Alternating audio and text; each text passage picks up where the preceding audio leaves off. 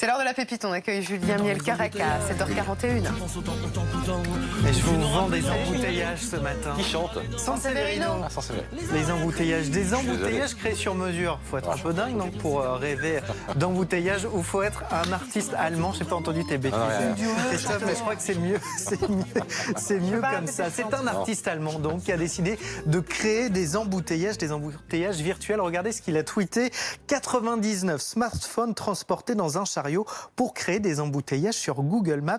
Alors vous allez voir les images. En fait, Simon Weckert est un artiste berlinois. Il s'est baladé dans les rues de Berlin avec un chariot rempli de 99 téléphones pour faire croire donc à un trafic dense. Vous allez voir le résultat. Il se balade là avec son petit chariot, ses téléphones. Et regardez en bas de l'écran à gauche, au fur et à mesure de son trajet, les routes vont devenir rouges alors qu'il n'y a aucune voiture, qu'on circule parfaitement bien.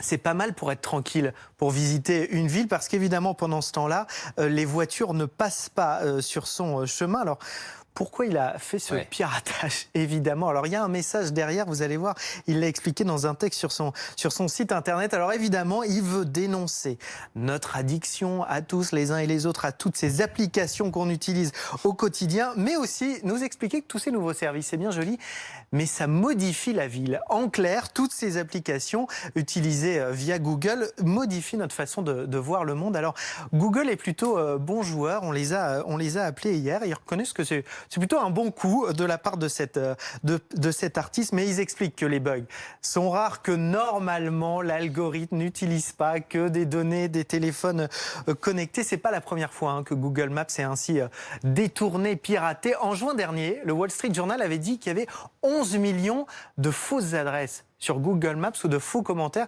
C'est souvent des commerçants qui eux-mêmes remplissent des commentaires pour se faire bien voir, quoi. Ou attaquer le concurrent. Exactement, mais j'étais positif ce matin. Anne Hidalgo fait beaucoup mieux en matière d'embouteillage.